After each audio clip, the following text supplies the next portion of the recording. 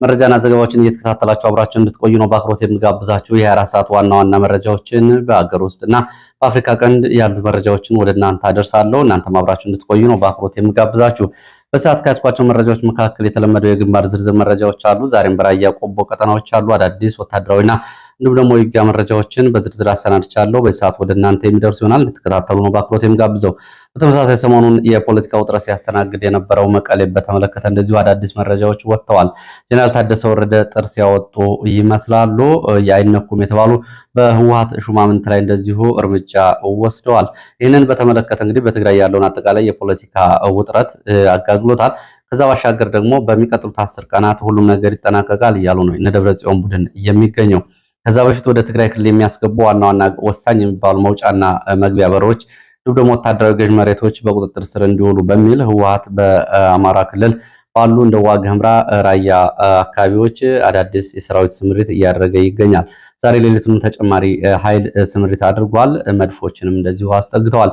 ይህንን ጨምሮ መቀሌ ያለውና በዚህ ቀጠና ያሉትን መረጃዎች በዝርዝር የምትሰሟቸው ይሆናሉ። በአማራ ክልል ያለውን አጠቃላይ ሁኔታ በተመለከተ በዚህ አስካስኳቸው መረጃዎች መካከል ደግሞ እንደዚሁ የሚስቱን ለማስፈታት የማረሚያ ቤትን ኦፕሬሽን በማረሚያ ቤት ላይ ኦፕሬሽን ለመስራት ትዕዛዝ የሰጠው የጫካ የታጣቂ ኃይልን በተመለከተም እንደዚሁ አዲስ መረጃ ይዣለሁ። ሚስቱ በቁጥጥር ስር ውላ በምትገኝበት ማረሚያ ቤት ላይ ታጣቂዎች ልዩ ኦፕሬሽን በመስራት ሚስቱን እንዲያስፈቱ ትዕዛዝ የሰጠው የጫካ ታጣቂ አዛዥ ማን ነው፣ ምንድነው የሚለውን በተመለከተ ዝርዝር መረጃዎችን አደርሳችኋለሁ። በተለያዩ አካባቢዎች በጎንደር፣ በጎጃም፣ በወሎ እንዲሁም ደግሞ በአማራ ክልል በሁሉም አካባቢዎች ያሉ የ24 ሰዓት ዝርዝር መረጃዎች በዚህ ሰዓት ወደ እናንተ ተነርተዋል። ትከታተላላችሁ። ሀሳብ አስተያየት ቢኖራችሁ ጥቆማ ዜናችን@gmail.com ላይ ልታደርሱ ትችላላችሁ። እንግዲህ ብዙዎቻችሁ ትናንትና የቀረበውን የነዳጅ እጥረትን በተመለከተ በርካታ አስተያየቶችን አድርሳችኋል። አሁንም ነዳጅ እንደ ጋምቤላ እንደ ቤንሻንጉል ባሉ አካባቢዎች ከ1500 እስከ 2000 ብር ድረስ በሊትር እየተሸጠ እንደሆነና ችግሩ ተባብሶ መቀጠሉን እንዲሁም ደግሞ በየአካባቢው የነዳጅ ስርቆትና የነዳጅ ዝርፊያ ላይ የተሰማሩ ባለስልጣናትን የአካባቢው የንግድና የጸጥታ አባላት እንዲሁም ደግሞ አሽከርካሪዎችን ጭምር በተመለከተ በርካታ ጥቆማዎችን አድርሳችኋል። ከዚህ በፊት እንግዲህ በባህር ዳር የሚገኘው የህንድ የብረታ ብረት ማምረቻ ብረታ ብረት ፋብሪካ ማኑፋክቸሪንግ ፋብሪካ ውስጥ የነዳጅ ቦቴዎች እየገቡ ነዳጅ በጥቁር ገበያ ይቸበቸባል የሚለውንም በተመለከተ ተጨማሪ መረጃዎች እንደዚሁ አድርሳችሁኛል። በእጅጉ አመሰግናለሁ። በዚህ ሰዓት ያስኳቸው የተለያዩ መረጃዎች አሉ። ከዛ ባሻገር በየአካባቢ ያለውን የጥሬ ገንዘብ እጥረት በተመለከተም እንደዚህ ጥቆማዎች አድርሳችኋል። በመረጃው ውስጥ አካትቻቸዋለሁ። ማህበራዊ፣ ኢኮኖሚያዊ፣ ፖለቲካዊ፣ ወታደራዊና ዲፕሎማሲያዊ መረጃዎችን ትከታተላላችሁ። አሁንም ሀሳብ አስተያየት ቢኖራችሁ ጥቆማ ዜናችን@gmail.com ላይ ልታደርሱ ትችላላችሁ። እያደረሳችሁ ስለሆነ በእጅጉ ነው የማመሰግነው። በዋትስአፕ፣ በቴሌግራም፣ በሜሴንጀር እንዲሁም ደግሞ በኢሜል ጥቆማዎችን አድርሱ። ስልክ ቁጥር አስቀምጥልን ጥቆማዎችን ለመስጠት ብላችሁኛል። እንግዲህ እንደ ሁኔታው ስልክ ቁጥር የምናስብበት ይሆናል። መረጃዎቹ ሲሄድ እንግዲህ ታጣቂ አዛዡ ሚስቱን ለማስፈታት ማረሚያ ቤቱን ለመቆጣጠር ያሰማራው ኦፕሬሽን የሚል ነው የመጀመሪያው መረጃ። በቤንሻንጉል ጉሙዝ ክልል ነው እንግዲህ ይሄ የሆነው። በመተከል ዞን የሚንቀሳቀሰው የጉሙዝ ታጣቂ አዛዥ ሚስቱን ለማስፈታት ያዘጋጀው ኦፕሬሽን ከሽፏል። በአንጻሩ በንጹሃን ላይ ጉዳት አድርሷል። ኦፕሬሽኑ ሚስቱ በፖሊስ ቁጥጥር ስር በምትገኝበት የግልገል በለስ ማረሚያ ቤት ላይ ልዩ ኦፕሬሽን በመስራት ሚስቱ እንድትፈታ ትዕዛዝ ሰጥቶ የነበረው የታጣቂ አዛዡ ይሄ ሳይሆን 7 ስጋራጆችን በመግደል ኦፕሬሽኑ ከሽፏል። 7 ስጋ ያርዱ የነበሩ ሰዎችን ረሽነዋል። የተላኩበትን ኦፕሬሽን ሳይሰሩ ተመልሰዋል ነው ያሉት የመረጃ ምንጮቹ። ስጋ የሚያርዱ 7 ሰላማዊ ሰዎች ሙሉ በሙሉ ተገድለዋል። የጉሙዝ ታጣቂ አዛዥ ሚስቱን ለማስፈታት ማረሚያ ቤት ላይ ጥቃት ቢከፍትም የማረሚያ ቤት ጥበቃ ፖሊሶች በሰጡት ያጸፋ ምላሽ አንድ ታጣቂ አባላቸው ተገድሎ ሌሎቹ ደግሞ አምልጠዋል። ይህንን ከማድረጋቸው ቀደም ብሎ ከማለዳው 11 ሰዓት ላይ ስጋ እያረዱ የነበሩ ሰዎችን 7 ሰዎችን እነዚህ ታጣቂዎች ገድለዋል። እንግዲህ ሴትዮዋንም አላስፈቱም። በዚህ ሁኔታ ጉዳት ደርሶ ተበትነዋል። በጉዳዩ እጅግ አሳዛኝ እንደሆነ የገለጹት የመረጃ ምንጮች እነዚህ አገር አማን ብለው በጠዋት ስጋ እያረዱ የነበሩ 7 ሰላማዊ ሰዎች የአማራ ተወላጆች ናቸው በታጣቂዎቹ እየተገደሉት። ይህ ሆነው እንግዲህ በቤንሻንጉል ክልል መተከል ዞን ግልገል በለስ ከተማ ነው። የማረሚያ ቤት ፖሊሶች በሰጡት አጸፋ ምላሽ አንድ ታጣቂ ሲገደል ሌሎች 4 ደግሞ ከባድና ቀላል ቁስለኛ ሆነዋል። ወደ ምዕራብ ሸዋ የሚወስደን መረጃ ላስከትል። በኦሮሚያ ክልል በምዕራብ ሸዋ በኖኖ ወረዳ በአማራ ተወላጆች ላይ የሚፈጸመው ግፍና ሰቆቃ ቀጥሏል። አድማጭ ተመልካቾቻችን እንደምታስታውሱት የዚህ ወረዳ አንድ አስተዳዳሪ ከአንድ ዓመት በፊት በወጣ ቪዲዮ እባካችሁ ታጠቁ እናስታጥቃለን፣ አማራን ጨፍጭፉ የሚል ቀጥታ ንግግር ሲያደርግ ቪዲዮ ወጥቶ መነጋገሪያ ሆኖ ነበር። ይሄ የወረዳ አስተዳዳሪ ይህን ከተናገረ ከአንድ ዓመት በኋላ በአካባቢው ዛሬ ከፍተኛ ጭፍጨፋዎች ተፈጽመዋል።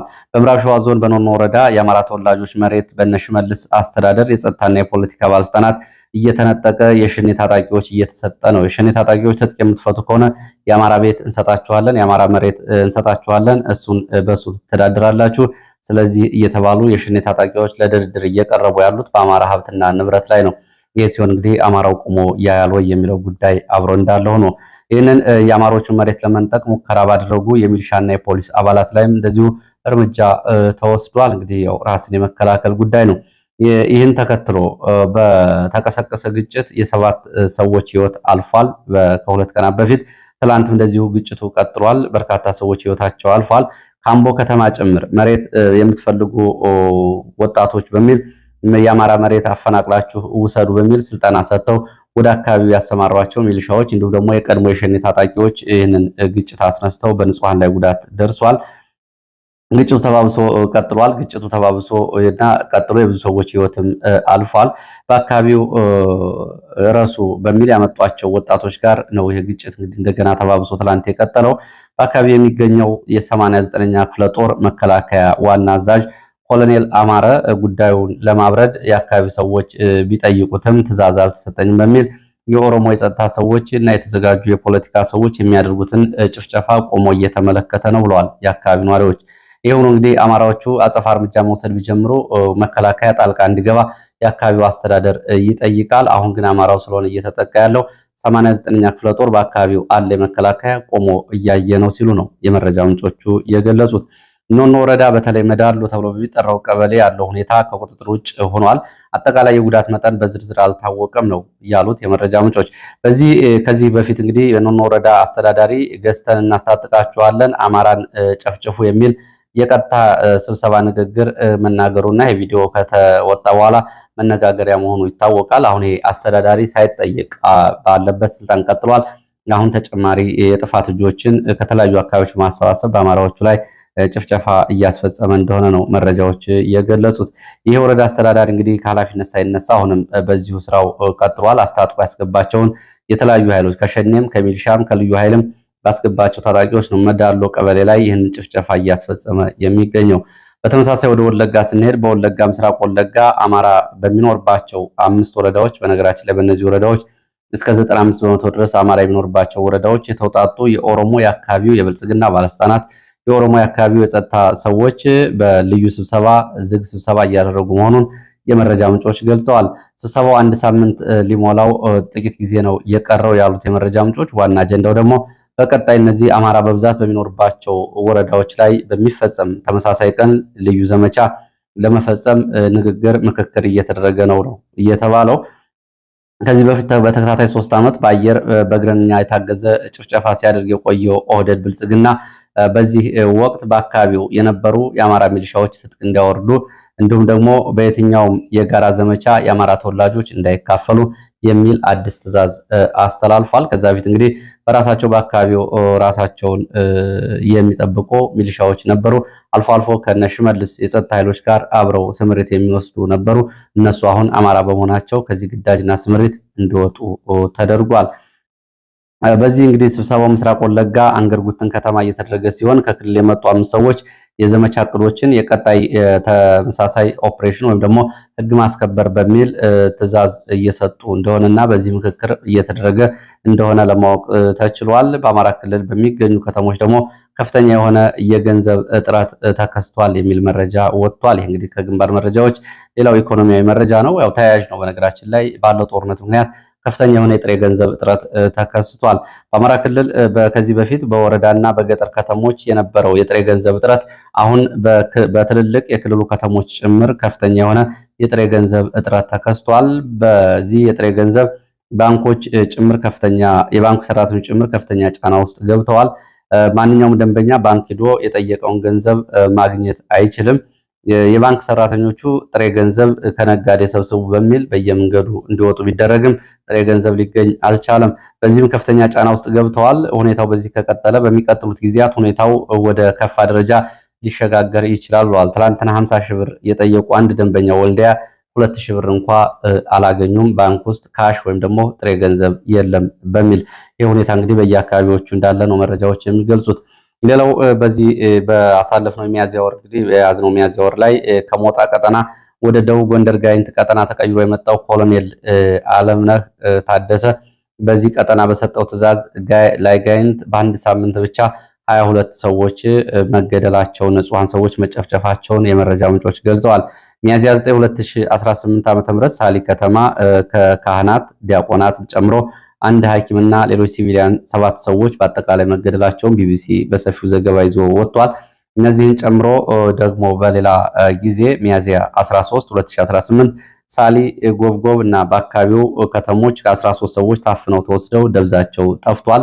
ሌላው ንፋስ መውጫ 3 ወጣቶች እንደዚሁ ተይዘው ተወስደው ደብዛቸው ጠፍቷል። ንፋስ መውጫ ከተማ ስላሴ ቤተክርስቲያን ጀርባ የሚገኝ ገደል አካባቢ በሌሊት የተኩስ ድምፅ መስማታቸውን የመረጃ ምንጮች ይገልጻሉ። ይሄ የተኩስ ድምፅ በሌሊት በዚህ አካባቢ ሰዎች ሳይረሸኑ አልቀሩም የሚል መላምት እንዲያመጡ አድርጓቸዋል። ደብዛቸው የጠፋ ሰዎች በዚህ በንፋስ መውጫ ስላሴ ቤተክርስቲያን ጀርባ ተገድለው ተጥለው ሊሆን ይችላል ነው የተባለው።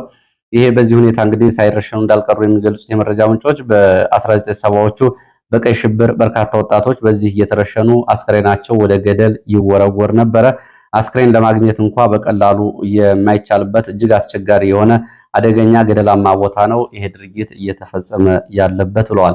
በነገራችን ላይ አሁን በተለይ በቅርብ ጊዜ በአማራ ክልል በተጠናክሮ በቀጠለው የንጹሃን ጭፍጨፋ ተስፋ መቁረጥ በሚመስል መልኩ የሚሊሻ አባላት ራሳቸው ጭምር እየተረሸኑ እየተገደሉ ነው የሚገኙት መከላከያ ውስጥ ያሉ የአማራ ተወላጆችም እንደዚሁ ከፋኖ ጋር ግንኙነት አላችሁ በሚል ሰሞኑን በብናት ብቻ ከ7 በላይ ወታደሮች ስለመረሸናቸው፣ በምስራቅ ጎጃም ደብረ ወርቅ ደግሞ እንደዚሁ የሚሊሻ አስተባባሪውን ጨምሮ 3 የሚሊሻ አባላት በመከላከያ መረሸናቸው፣ እንዲሁም ደቡብ ወሎ አልበኮ አካባቢ እንደዚሁ የልዩ ኃይል የአድማ ብተና አባላት እንደዚሁ በመከላከያ በቁጥጥር ስር መዋላቸው፣ በሸዋ የአካባቢ የብልጽግና ባለስልጣናት እንደዚሁ ከፋኖ ጋር ትገናኛላችሁ በሚል በመከላከያ መያዛቸው ተገልጿል። እነዚህ እንግዲህ እርስ በርስ በውስጥ ያለው የፖለቲካዊና ወታደራዊ ኃይሉ አደረጃጀቱ እንዲሁም ደግሞ የክልሉ ጸጥታ ኃይልና የፌዴራል ጸጥታ ኃይል የሚባለው መከላከያ ጋር ያለውን አለመግባባት የሚያሳይ ነው።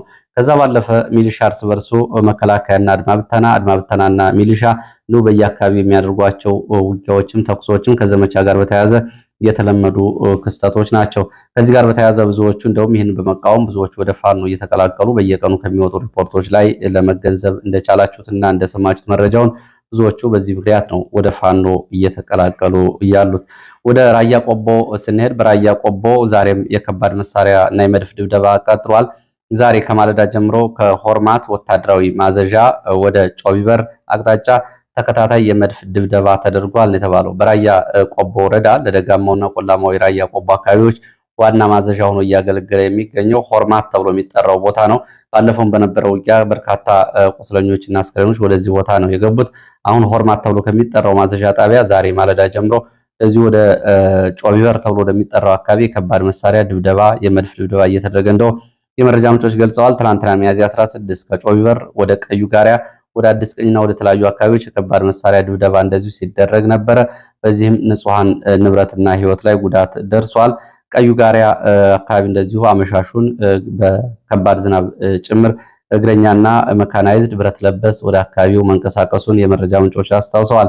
ተጨማሪ እግረኛ መንቀሳቀሱ ታውቋል። ራያ ራማ ተብሎ የሚጠራው አካባቢ ራያ ዞብል፣ ራያ ቢሶበር፣ ራያ ለማጣ ተብሎ በሚጠሩ በራያ ግንባሮች ህወሓት ዛሬ ሌሊቱ እንደዚሁ አዲስ ታጣቂ ስለማንቀሳቀሱ በዋግኽምራ ዞን እንግዲህ ትላንትና እንደተዘገበው በአበርገሌና በጻግብጅ በኩል በአራት ቦታዎች ላይ አራት አዳዲስ ቦታዎችን ጽላሪ ወንዝን ጭምር ተሻግሮ የህወሓት ታጣቂዎች ወደ አማራ ክልል 37 ኪሎ ሜትር በመግባት በዋግኽምራ አዳዲስ ቦታዎችን መቆጣጠራቸው ከወጡ መረጃዎች ለማወቅ ይቻላል። እንግዲህ በዚህ በራማ በተለይ ራማ ተብሎ የሚጠራው ራያ ራማ ላይ 2 መድፎች ቅጠል ለብሰው አመሻሹን እንዲጠጉ ተደርጓል የተባለው በህወሓት በኩል በራያ ቆቦ፣ ሆርማት፣ ጮቢበር፣ ቀዩ ጋሪያ በተደረገው የከባድ መሳሪያ ድብደባ የደረሰው ጉዳት እስካሁን በዝርዝር አልታወቀም። የመሳሪያ ድብደባው እስካሁን ድረስ ቀጥሏል። ዘጌት ብለው በወጡ መረጃዎች ደግሞ በራያ አለማጣ አካባቢ እና በራያ ቆቦ አዋሳኝ ቀበሌዎች አዲስ ቅኝ እስከ ቦታ ማርያም ባይባዋ ድረስ የመድፍ ድብደባ እየተደረገ እንደሆነ ለማወቅ ተችሏል። የህወሓት ታጣቂዎቹ ምሽቱን ተጨማሪ ተንቀሳቅሰዋል። ይህ ወደ ራያ ዞብል፣ ጉበና መንደር፣ በደና ለኮ ተብሎ ወደሚጠሩ አካባቢዎች ተጨማሪ የህወሓት ታጣቂዎች ትላንትና ምሽቱን ከምሽቱ 2 ሰዓት ከ20 ጀምሮ እንቅስቃሴ አድርገዋል ነው የተባለው። ያም ሆኖ እስካሁን ድረስ በአካባቢው ከመከላከያ ጋር እንደዚሁ ጥቃትም ሆነ ውጊያ ውስጥ አልገቡም ነው የተባለው። ይሄ እንግዲህ ህወሓት ታጣቂዎች ምሽቱ ተጨማሪ እንቅስቃሴ ያደረጉት ወደ ራያ ዞን፣ ራያ ጉበና መንደርና በራያ በደና ለኮ ሆኗል። መቀሌ ያለው ሁኔታስ ምን ይመስላል የሚለውን ከህወሓት ጋር የተያያዙ መረጃዎችን ላስከትል። መቀሌ ያለው ሁኔታ እንግዲህ ቀጥሏል። አድማጭ ተመልካቾቻችን እንደምታስታውሱ ዛሬ 17ኛ ቀኑን ይዟል። በትግራይ ያለው የፖለቲካ ትርምስ እንደ አዲስ ከተጀመረ ይህም የሆነው ልክ የዛሬ 17 ቀን ሚያዚያ 1 ጀነራል ታደሰ ወረደ የስልጣን ጊዜያቸው መራዘሙን ተከትሎ ነው። ሚያዚያ 7 እና ሚያዚያ 8 በአክሱም ከተማ ህወሓት ማዕከላዊ ኮሚቴ ስብሰባውን በመጥራት 2 ውሳኔዎችን ወሰነ። አንደኛው የፕሪቶሪያ ሰላም ስምምነት ስለፈረሰና ጊዜው ስላበቃ የትግራይ ጊዜያዊ አስተዳደር የሚባል የለም የሚል ውሳኔ ወሰነ። ይህን ተከትሎ የቀድሞ 2013 በህዝብ ተመርጧል ያለው አስተዳደርና ምክር ቤት እንዲመለስ ውሳኔ ማሳለፉን ተከትሎ ወደ መቀሌ ከመጡ በኋላ ወታደራዊ ትዕዛዞችም ተሰጥተዋል። ጀነራል ታደሰ ወረደ እንግዲህ በትላንትናው ዕለት የትግራይ ባለስልጣናትን ከኃላፊነት አንስቷል። አመሻሹን ይህ መነጋገሪያ ከሆኑ ጉዳዮች መካከል አንዱ ነው። ጀነራል ታደሰ ወረደ ትናንት ከኃላፊነት ያነሳቸው ባለስልጣናት መካከል የትግራይ ቴሌቪዥን ዋና ስራ አስኪያጅ አቶ አባዲ ገብረስላሴ ኃላፊነታቸው ተነስተዋል። ሌሎች 3 ሰዎች ደግሞ የትግራይ ምክትል ፕሬዚዳንት የጊዜያዊ አስተዳደሩ ማለት ነው አማኑኤል አሰፋ፣ የመቀሌ ከንቲባ ረዳይ በርሄ፣ የማዕከላዊ ዞን ተብሎ የሚጠራው የአድዋ ቀጠና አስተዳዳሪ አቶ ሲሳይ ግርማይን ጨምሮ እነዚህም በታደሰ ወረደ ከኃላፊነት ተነስተዋል የሚሉ መረጃዎች ወጥተዋል። እነዚህ 3ቱ ባለስልጣናት ከስልጣን መነሳት እስካሁን አልተረጋገጠም። የቴሌቪዥን ስራ አስኪያጁ ግን ከኃላፊነት መነሳት ተረጋግጧል። የቴሌቪዥን ስራ አስኪያጁ እንግዲህ ትናንትና የድምፀ ወያኔና የትግራይ ቴሌቪዥን ጋዜጠኞችን በመጥራት ወደፊት የሚኖሩትን የዘገባ አይነቶች አቅጣጫ መሰጠታቸው ይታወቃል። በዚህም ጀነራል ታደሰ ወረደን የዜና ሽፋን እንዳትሰጡት፣ እውቅና እንዳትሰጡት፣ ጊዜያዊ አስተዳደሩ ብላችሁ እንዳትዘግቡ መባሉ ይታወቃል። ይህን ኦሪንቴሽን ከሰጡ በኋላ ነው ኃላፊው በታደሰ ወረደ ከኃላፊነት የተባረሩት። ህወሓት በሚቀጥሉት የሚዲያ ኦሪንቴሽኖች፣ የፕሮፓጋንዳ ዘመቻዎች የትግራይ ህዝብ ከበባ ውስጥ መግባቱ፣ የህልውና አደጋ ውስጥ መግባቱ፣ ህገ መንግስቱና የትግራይ ሉዓላዊነት መሬት መጣሱን እንዲሁም ደግሞ የፕሪቶሪያ ሰላም ስምምነት መጠናቀቁና ጊዜያዊ አስተዳደር የሚባል መፍረሱን የቀድሞ አስተዳደር ይመለሳል የሚሉ ስራዎችን በሚዲያ እንዲሰሩ ትዕዛዝ ቢሰጡም ታደሰ ወረደ ከኃላፊነት አንስቶታል ተብሏል። ይህ እየሆነ ባለበት ሁኔታ እንግዲህ ህወሓት ደግሞ በሚቀጥሉት 10 ቀናት ሁሉንም ነገር እናስተካክለዋለን ብለዋል። የትግራይ ቴሌቪዥን ኃላፊ እንዲሁም ደግሞ እነዚህ ሰዎች ታግደዋል በተባለበት ቅጽበት በሚቀጥሉት ጊዜያት ሁሉም ነገር ይስተካከላል ብለዋል።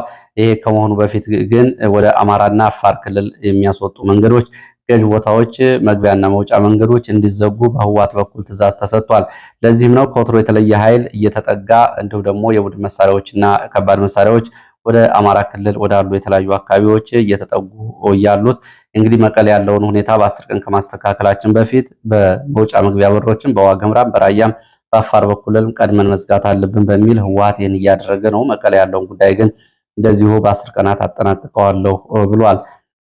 እንግዲህ ጀነራል ታደሰ ወረደ አማኑኤል አሰፋን ምክትል ፕሬዚዳንቱን ጨምሮ ከኃላፊነት ካነሳ ጉዳዩ ጫፍ ላይ መድረሱን የሚያሳይ እንደሆነ ነው መረጃዎች የሚያሳዩት። ይህን እንግዲህ ጀነራል ታደሰ ወረደ እና አማኑኤል አሰፋን ጨምሮ ከኃላፊነት ካነሳ እንግዲህ የሚሆነው ነገር አብሮ የሚታይ ይሆናል። ሌላው ጌታቸው ረዳ እንደዚሁ በኢትዮጵያ የአብይ አህመድ የምስራቅ አፍሪካ ጉዳዮች አማካሪ ኤርትራን በተመለከተ በትዊተር ገጹ የሚከተለውን ብሏል። ይሄ ጉዳይ እንግዲህ ጌታቸው ረዳ ምላሽ የሰጠው በኤርትራ ጉዳይ ለኤርትራውያን ነው ምላሽ የሰጠው። ሰሞኑን አሜሪካ ከኤርትራ ጋር ያለውን አጠቃላይ ዲፕሎማሲያዊ ግንኙነት ለማሳደግ ወይም ደግሞ ለመጀመር በኤርትራ ላይ የተጣሉ ማዕቀቦችን ለማንሳት ግንኙነቱን ለማሳደግ ያላትን ፍላጎት ሚዲያዎች ከገለጹ በኋላ በኢትዮጵያ በኩል እንግዲህ እንደዚህ አይነት የባለስልጣናት መልእክቶች እየወጡ ነው የሚገኙት። በተለይ ደግሞ ጌታቸው ረዳ የምስራቅ አፍሪካ ጉዳዮች አማካሪ ነው። በዋናነት ምስራቅ አፍሪካ ይባል እንጂ ጉዳዩ በኤርትራ ጉዳይ ላይ የአብይ አህመድ አማካሪ ማለቱ የበለጠ ትርጉም ይኖረዋል። ጌታቸው ረዳ ይህንን ብሏል። ጌታቸው ረዳ በዲፕሎማሲ እና የኃይል አስተላለፍ ላይ የኤርትራውያን ይለወጣል የምስራቅ አፍሪካ ጉዳይ እያሉ ነው የሚገኙት። በእርግጥም በኤርትራ ያለው የአሜሪካ ማዕቀፍ የሚነሳ ከሆነና አሜሪካና ኤርትራ ግንኙነትና ዲፕሎማሲያዊ ግንኙነታቸው የሚያሳድጉ ከሆነ የምስራቅ አፍሪካ የኃይልም የፖለቲካም እንዲሁም ደግሞ የአሜሪካና የምዕራባውያን ፍላጎት በቀጠናው ወደፊት የመለወጡ ጉዳይ እውን መሆኑ የማይቀር ጉዳይ ነው። ለዚህ ነው ጌታቸው ረዳ ምላሽ የሰጠው። ጌታቸው ረዳ ነገሩ እንደሚባለው ቀላል አይደለም፣ ከሚባለው በላይ ጥልቀት አለው ሲል ነው አስተያየቱን ምላሽ የሰጠው። ከኤርትራ ጋር መቀራረብ ለእኛም ለቀጠናው እንዲሁም ደግሞ በሪጅኑ በክልሉ ላለን ጥሩና ደስታ የሚሰጥ ቢሆንም በዚህ ወቅት ግን የመሆን እድል የለውም። የመሆን እድሉ እጅግ አነስተኛ ነው። የአሜሪካና የኤርትራ ግንኙነት ነው ያለው ጌታቸው ረዳ። ፕሬዚዳንት ኢሳያስ አፈወርቂ ከዛ በፊት እጅግ ወሳኝ ከሆነው አብይ አህመድ ጋር እርቅ እንዲያወርዱ ምክር ሲሰጣቸው የሚታይ ይሆናል ነው ያለው። ለአሜሪካኖቹ ከኛ ጋር ታረቁ የሚል ትዕዛዝ ይሰጣሉ ከአብይ ጋር እያለ ነው የሚገኘው ጌታቸው። ሆኖም ጊዜ ሲደርስ የምናየው ጉዳይ ይሆናል ብሏል። ጌታቸው ረዳ በምስራቅ አፍሪካ ጉዳዮች አማካሪ ስለሆነ እንግዲህ የአሜሪካ እና የኤርትራን የዲፕሎማሲ ግንኙነት በውል ከተረዱትና ጉዳዩ በኢትዮጵያ ላይ የሚኖረውን አሉታዊና አዎንታዊ ሚና ከመዘኑ ሰዎች መካከል ይሆናል ተብሎ ይገመታል። አስተያየቱም ከዚህ እየተነሳ ነው።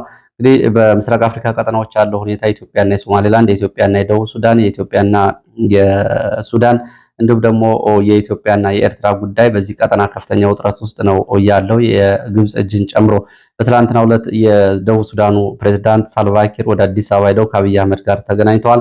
እንግዲህ ምን አዳዲስ ጉዳዮች አሉ? ከሁለት ቀናት ቀደም ብሎ እንደዚሁ የኢትዮጵያ ባለስልጣናትም ወደ ፖርት ሱዳን ሄደዋል የሚሉ መረጃዎች ወጥተዋል። እስካሁን ድረስ መረጃው በይፋ ባይሆንም ወደ አልቡርሃንም እንዲሁም ደግሞ ወደ ሳልቫኪር ወደ ሁለቱ የሱዳን ግዛቶች እንግዲህ ዲፕሎማሲያዊ ግንኙነት በተለይ ወደ አልቡርሃን እየተጀመረ መሆኑን የሚያሳዩ መረጃዎች ወጥተዋል።